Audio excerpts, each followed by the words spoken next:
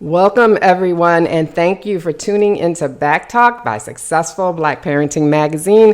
This is the talk show and podcast for parents. I'm Janice Robinson Celeste, your host and publisher of Successful Parenting Media.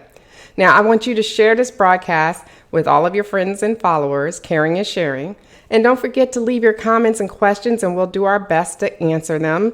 Now, I got to tell you guys, we have a very special guest today that I am so happy to welcome to the show, and his name is E. Selfie Taylor, and we're going to be discussing building your generational wealth. Welcome. So glad to have you here. Thank you. Thank you for having me. All right. Now, you are a single dad of three girls, right? Girl dad, right? Yeah, girl, dad. My running joke is I used to pray to God that He'd send girls to hang all over me, and He took me literally and gave me three of them. So God is Oof. listening for sure. But yeah, three daughters. My oldest is now 14, Naya, and I've got twins, Shay and Zoe. They're 12. So there's Oh never my a gosh. dull moment in my household. Twins. Oh my God, that got to be interesting. Oh, I can't wait to ask you about that. Now, you also star in a docu-series called Mind, Body, and Money, right? Yeah. So you got to tell us a little bit about that. Yes. My Body Money is a docu-series that I created, produced, and starred in it. It's really those three principles, right? Mindset. What does your mindset need to be successful, right? Those that think they can do something and those that they cannot do something are both usually right. And then you have your body, health and wellness, so important. My father, as a child, used to tell me, you have one body, you need to take care of it, right? Nobody was ever on their deathbed wishing to have more money, right? So you got to take care of your body. And then the money part, right? You have to be a good steward of your money. So many of us will put so much emphasis on money alone, and not understand how it works, right? How can you win a game if you don't know the rules? So this docu series chronicles my life as a financial advisor, working with athletes, celebrities, entertainers, all the way down to your average men and women, and that journey in trying to create balance between mind, body, and money, and finding the best, becoming the best versions of themselves. Okay. Now, were you always good with money, even as a child? Uh, I wouldn't say that I was always good with money. I would say that I had an entrepreneurial heart and spirit, right? I always wanted to be in business. I always wanted to do well. I was raised by a single mother, and she sacrificed a lot for my brother and I to go to the best schools. And I remember she would always let me know though how much it cost her and how much she was sacrificing. So I made up in my mind early in life that I was going to do well enough in life and make enough money that I'd be able to provide all the best things for my family and never let them know how much it cost me. And so I always had this idea of creating wealth and making money. I would say, I graduated with a degree in business, magna cum laude, top of my class, and got into the real world. And I realized I didn't know anything about insurance, investments, taxes, planning at all. So this is really been a learning process for me, the 20 plus years that I've been in business, only from my own personal experiences working with other clients. And that's really the message that I try to impart to people via this docu series, and even my work with clients, is just the importance of life in general and balance and how money works. That's really good. But how does one find balance, especially when you have parents who are really struggling, like during the pandemic, people lost their jobs? How do you find balance when your mind is somewhere else and you're trying to just make ends meet? Like, what do we got to do? Where do we start? It really comes down to perspective, right? Perspective is not the truth. It's simply what you see. If you don't like what you see, then change it. And if you cannot change it, then change the way you think about it.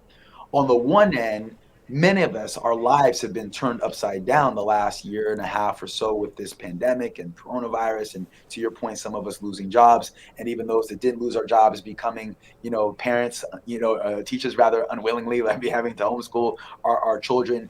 And you can look at it, right? Does a rose bush have thorns, or does a thorn bush have roses?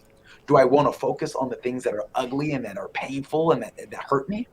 Or do I want to focus on the beauty and the fragrance and the lessons and the blessings that come from these challenges, right? So for me, pre-COVID, I'm on the road all the time. I'm shaking hands, kissing babies, traveling, living the life.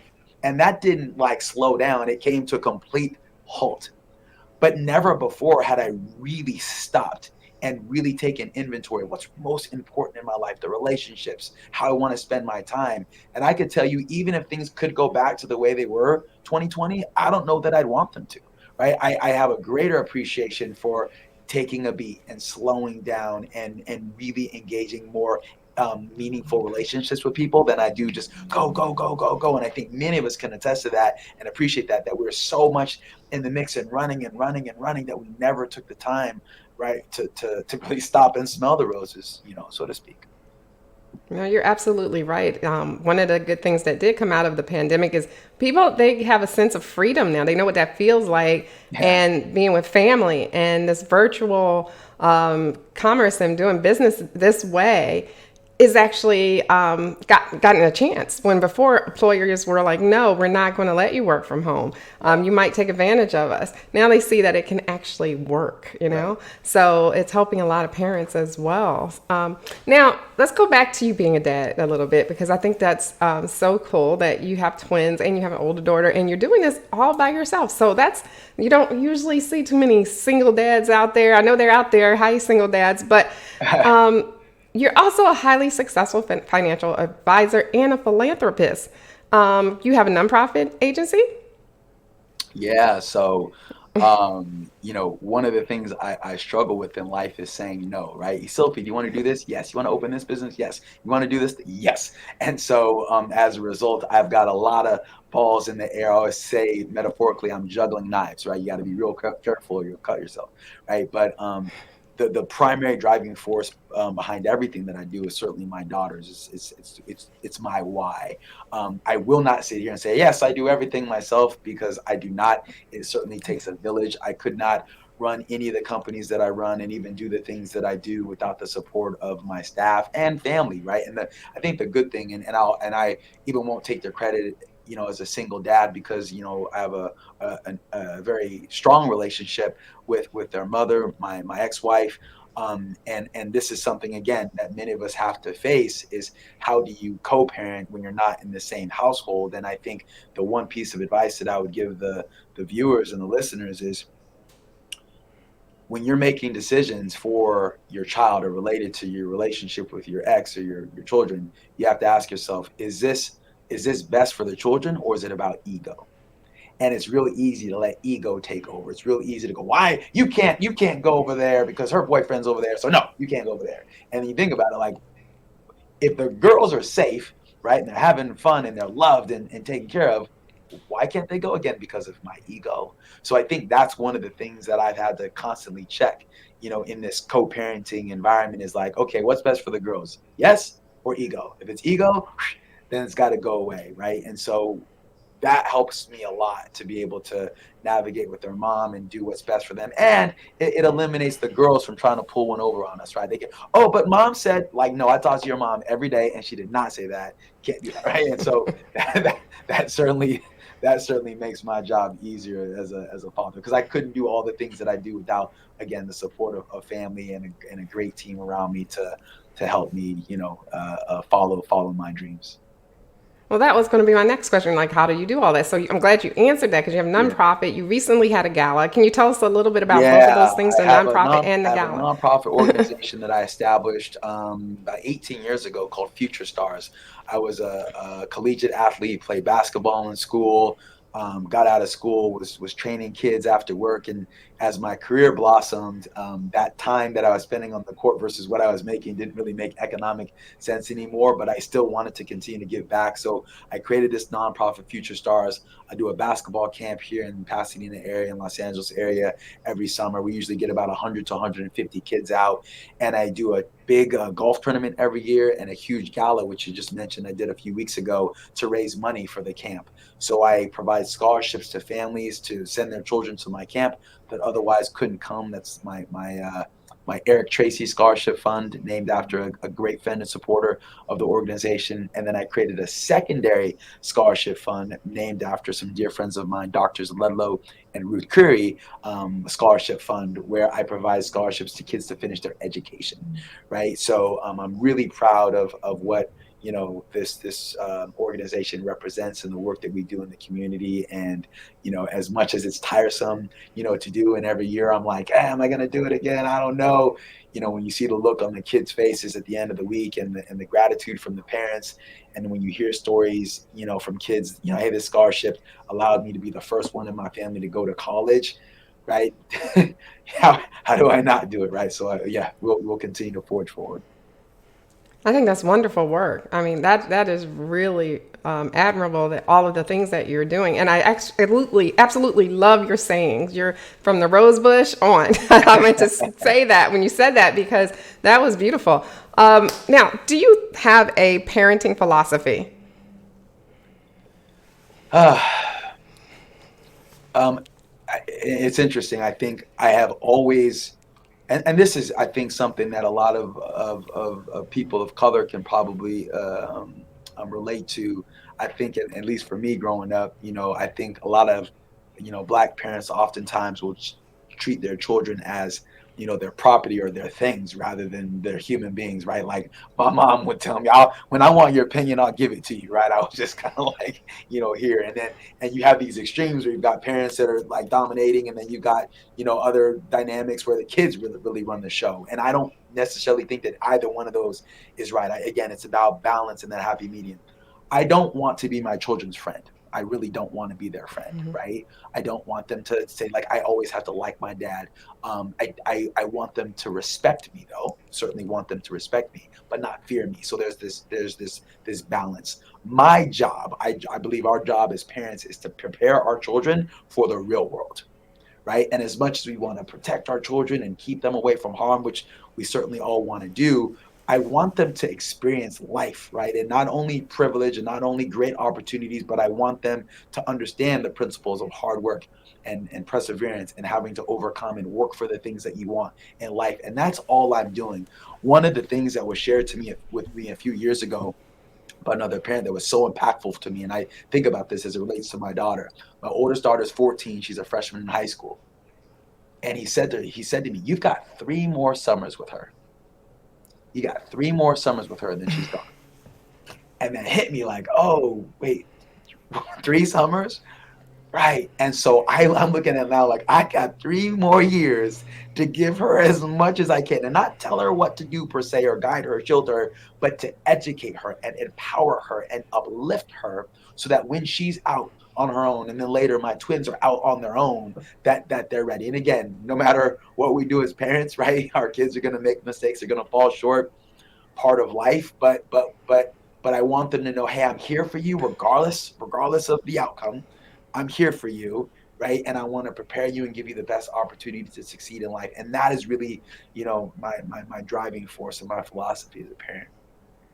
I think that's great. I agree. I have a philosophy where I try to teach my girls everything that I wish I would have known growing up, so that way they can be ready, not caught off guard if possible. So totally agree with that.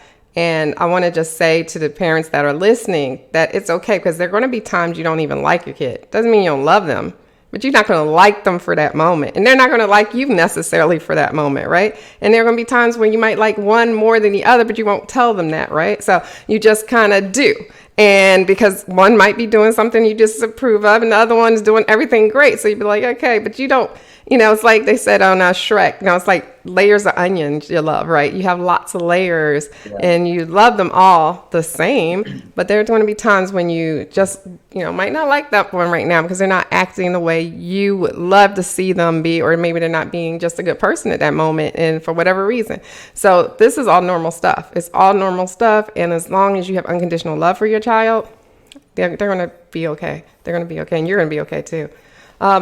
Question about teens, because you have a teen. So what type of advice do you give her for finances? Because I'm going to tell you, I was that kid, preteen, teen. You gave me $2. Those $2 that would burn my hand until I Yeah. spent it, right? Yeah. So yeah. Yeah, I have a few stories there. So, my daughters were in this docu-series with me, right?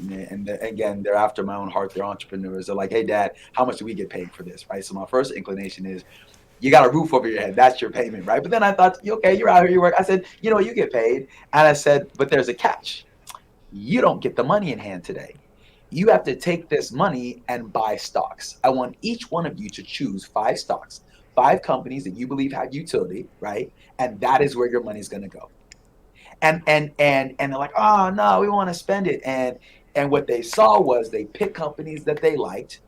And I said, every month when your statements come, we're going to review those statements and check performance. And at the end of the year, whoever has the most money, I'm going to double their contribution. I'm going to double the amount in their account, right? To incentivize them. I want to watch to incentivize them, because so many, and this isn't just children, so many of us have no idea, right, about money. Or, I can't tell you how many times as an advisor I hear, oh, do you have a 401k? Yeah, I have a 401k at work. Do you have the statements? Yeah, I don't even open those envelopes. Right? Like we are so detached, right? We have this fear of and you always say, like, if you can't get over your fear, then do it afraid. If you have a fear of money, I don't know it. Well, dive in, right? Dive in, right? And there's some things that, and these are general principles of life, right? Being poor is hard. Being rich is hard. Choose your hard. Being married is hard. Being divorced is hard. Choose your hard. Staying in shape is hard, and being out of shape is hard. Choose your hard. So point being, no matter what path you go in life, there's going to be challenges. So for me, if I'm going to deal with trials and tribulations and struggles, then I want to enjoy the spoils of it, right? And so as a parent, these are the things that I'm trying to impart to my daughters and want them to understand money, right? And I want them to understand, and teaching them real estate, and asking them, tell me the difference between commercial real estate. Tell me the difference between residential real estate. What's the differentiation? How are they financed? I'm just dripping this on them, dripping this. So to that, when they're in life, when they're faced with these choices that, again, are they going to remember everything? Maybe not. But at least they're going to, oh yeah, I remember my dad talking about that. Or I remember my dad, exposing me, to that. I think a lot of times people, especially those of that are successful, that have wealth, will go, oh, I don't want to tell my kids, or I don't want them to know what's coming to them. Why? Right? If I'm going to hand someone a loaded gun, and that's what I would equate to giving someone millions of dollars, right? If I'm going to hand someone a loaded gun, I better tell them how this thing works, how to hold it, how to load it, how to protect it, right? And that's what we're doing when we don't educate our children and they enter the workforce making tens of thousands, hundreds of thousands, maybe millions of dollars in whatever they do, and we don't educate them on the basics and teach them how it works. We're handing them a loaded gun. And you can do a lot of damage. Money is great, but it can do a lot of damage if managed improperly, right? And so I think that's our job. And now the reality of it is, many of us as parents are like, hey, Sophie, that sounds great. I'd love to educate my kids, but I don't know either, right? And so even as a parent, but forget our kids, we need to learn how to stand on our own 2 feet. We need to educate ourselves. When you're flying in an airplane, they say there's a drop in cabin pressure and the oxygen mask comes down. What do they tell you to do? Put your mask on first, and then help your favorite kid, right? But then help the person next to you. So the idea is, a piece of advice I would give parents before how do I teach my kids about finances? Educate yourself. Be able to stand on 2 feet yourself, right? Create financial security for yourself. And then these lessons almost by default will come to your children because they'll watch what you're doing, right? So those are some just kind of general principles and things I would share. Absolutely. Let me ask you about this. So we see on social media this trend every now and then of a parent saying that when their teen was maybe 16, 17, they added them to their credit card so they can build their credit. What do you think about that? That's not bad. I think the general, I guess, belief that most people would have with credit, I would say is pretty bad in the sense. Either people go, credit, free money, boom, bring it up, slide it up. Like I could buy whatever I want, I don't have to pay. You're going to pay eventually, right? And you're going to pay not only what you purchase, but maybe 15, 20, 25% interest, right? Or, oh, no, no, no, no, credit's bad. My uncle had bad credit. I don't want credit. That's not actually good either, because when it comes to buying things like a car or even a home, things that are typically, larger expenses that you typically are going to want financing for, you have to show to creditors, to banks, that you have the ability to borrow money and repay your debts on a timely manner. So putting your kids on a credit card that you have, or when they go to college and they get these offers to open their own cards, they're great things to do. Again, it's not the act of putting them on the card or them getting their own card. It's educating them on, here's how credit works. For example, right? You're on a few criteria, right? Things like, how long have you been at the same residence? How long have you been at the employer? Of the credit that has been extended to you, do you pay it timely? Of the credit that has been extended to you, do you keep your utilization of said credit below 30%?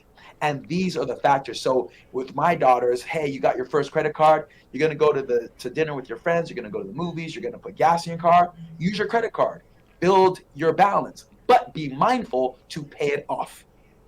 Right? This is a question that I ask a lot of people, and a lot of people get it wrong, but let's see, let's poll the audience. You got two credit cards. One credit card has a $500 limit, and you owe $400 on that card.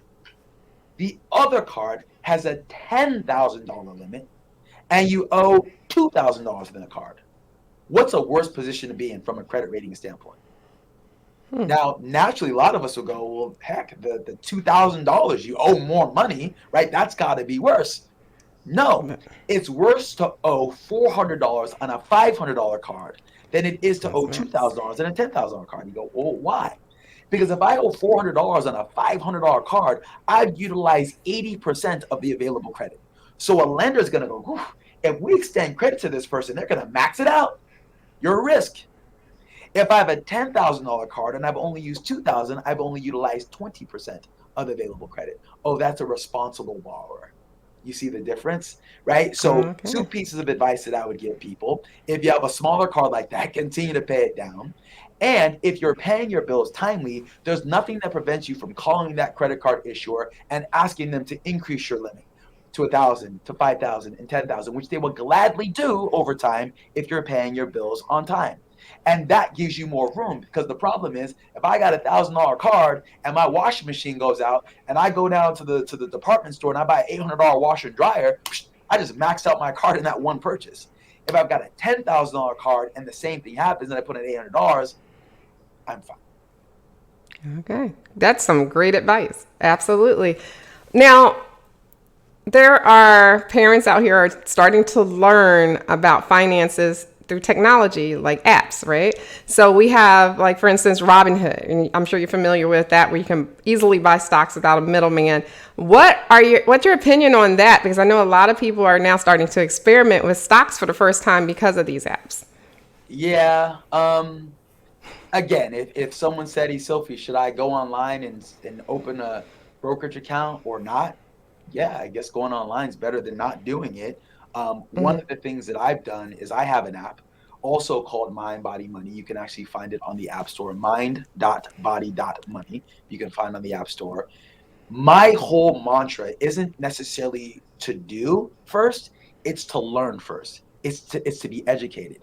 Once you know better, then you can do better. So understand how mutual funds work, understand how stocks work, understand how cryptocurrency works in a general sense. And then, yes, you got to dive in, right? And it might be $50, might be $100 a month, but getting in and doing it. So some of these apps are very good in the sense that a traditional investment advisor, you can't walk down the corner to Merrill Lynch and go, hey, I want to put in $200, open an account for me, right? They're not going to do it. Most investment advisors are going to have, at least 5 and maybe 6-figure minimums to have a professionally managed account. So there's nothing wrong with the layperson saying, hey, I want to open my account. Maybe I don't have a lot of money. I want to get my feet wet. Can I open up and buy maybe an S&P 500 fund, or put my money and buy, Amazon stock, what have you, in this brokerage account? So I don't have a problem with those platforms. Utilizing them, I think you just need to understand the general principles of investing. Things like dollar cost averaging. Well, what is that? It's just a systematic purchase of funds.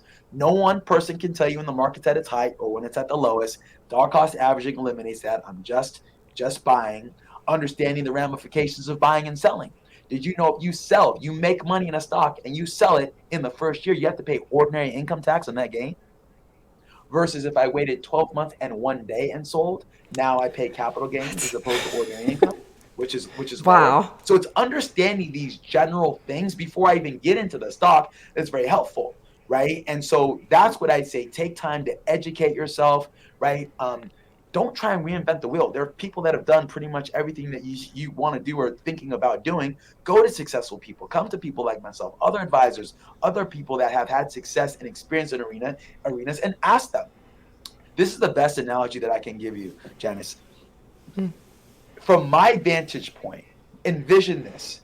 Envision 100 adults at a pool party, right? And everyone's walking around in their bathing suits and their sunglasses and they're feeling good, with their little drink, right?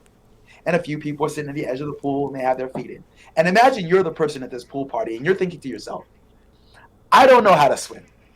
And all these people here are looking good, and some people have their feet in the water, and all these other people know how to swim, and I don't know how to swim. So I'm not going to say anything. I don't want to be embarrassed. I don't want to be the odd man out. I'm just going to also act. I'm going to put my feet in the water too. I'm going to act like I know how to swim too, right? And the reality of it is that if you actually polled those 100 people there and said, hey, of all you people here, who knows how to actually swim? Maybe like 5 people be like, I can. And then everyone else will be like, oh, you don't know how to swim either, me either. And that's the way that I feel about financial planning and the like. So many people are out there like, I've got some stocks and I put money in my 401k, and you've got your foot in the water, but you don't really know how to swim, right? So many people have stuff. I've got some insurance or some investments. You have stuff, but you have no plan. And if you aim at nothing, you will hit it with amazing accuracy. So the one thing that using an investment advisor or a financial planner or something can help you is not just having stuff that's disjointed, is creating a plan and a roadmap. And that is what I think so many people are missing. So it's not that an app is good or bad, or this insurance is good or bad, or 401k is good or bad. It's how do these things play into your overall financial plan? And I think that's what's missing for a lot of people. Wow. You know what? You're amazing. And I can see why people follow you and go to you for advice. Now, I'm going to definitely get your app. Tell us, what else do you have that we didn't talk about today that you want people to know about? Because we want to support you. Hey, I'm really excited. I'm the principal of a company called Creamalicious. I just launched the first Black-owned, nationally distributed ice cream company. So the founder and CEO is a lady named Liz Rogers. She's an amazing woman. I'm very happy to be in partnership with her. It's ice cream. It's for us by us, right? Flavors like banana bread pudding, sweet potato pie, red velvet cheesecake. Um, um, Pecan pie, taking all these traditionally ethnic African American desserts and infusing them with ice cream, right? And so you can find this on stores, Walmart, Target, Schnucks, Myers. We also have online distribution as well, so you can go on the website Creamalicious, follow us on social media as well, and find a store near you. But I'm really excited about the opportunity to get out there and share that brand. I own several companies, from finance companies to production companies and real estate and things like that. And so when I created this ice cream company, that my daughters were like, "Finally, Dad, something we can get behind. Finally, something we can support. Ice cream. We will be your taste testers, right?" So I'm really excited about the company, not only for the opportunity, for the money it can make me, but to be a part of a something that's bigger than myself, and putting a black owned company out there in the ice cream space nationally that hasn't happened before. I love that idea, and I can't even imagine why it hasn't happened already. It makes a lot of sense, and I think that's going to be a really good investment because I'm going to be looking for that now, Yeah. especially right here at Thanksgiving. That would make a Yep. great like Yep. surprise dessert, right? So Yep. that's awesome. Now, tell people how to find you. Yeah, I'm everywhere. Google me. My name again is Isilfi Taylor. Interesting name. My father's from Ghana, West Africa. So Isilfi means son of God. So I just tell people, think of a selfie like you're taking a photo, put an E in front. Isilfi, that's me. You can find me on Instagram, Facebook, LinkedIn. I have several companies. Taylor Insurance and Financial Services is my planning firm. I have a coaching business, Taylor Method, where I train financial advisors and train people in the art of sales and business mastery. Uh, I've got the Cream Malicious company out there. One other thing I'm super excited about too, I've recently been named as a brand ambassador for Los Angeles for Lululemon. So for those of you, this speaks to the body piece for that, like yoga, health and wellness and fitness is the cornerstone of my life. I start and end my day typically moving my body. So I teach yoga classes, fitness classes out there as well. So I'm just out there, guys, and I'm swinging away. I mean, for all the things that I'm doing and for all the success that I've had, I will tell you I'm arguably the biggest failure you've ever met in your life, right? Every way you can fail, every way you can fall down, every way you can mess up, I've done it once. And I don't believe in winning and losing. I believe in winning and learning. And then with those lessons, with the things that you've taken and extracted from experiences in life, then what blessing can you be to other people? How can you enrich? How can you share? How can you help other people? And that's what I'm about. So I appreciate the opportunity to be on the show today. I'm certainly out here. Anyone has any additional questions or comments or insights for me, I am open to that and helping any way that I can. Well, thank you for coming on the show today. Really Thank you. appreciate having your insight. So thank you again. Appreciate you. Thank you. All right. And thank you all for participating and listening to Back Talk by Successful Black Parenting Magazine, the talk show and podcast for parents. Share this broadcast with anyone who needs to hear it. And let's get the word out, okay? Now, be sure to visit our syndicated podcast replays on Anchor, Spotify, iTunes, Android, and more. And don't forget to check out our website at successfulblackparenting.com, which is full of great content to help you to thrive and not just survive as a parent. You can also engage with us on social media from our webpage. So until next time, I wish you all the best and much success. Take care.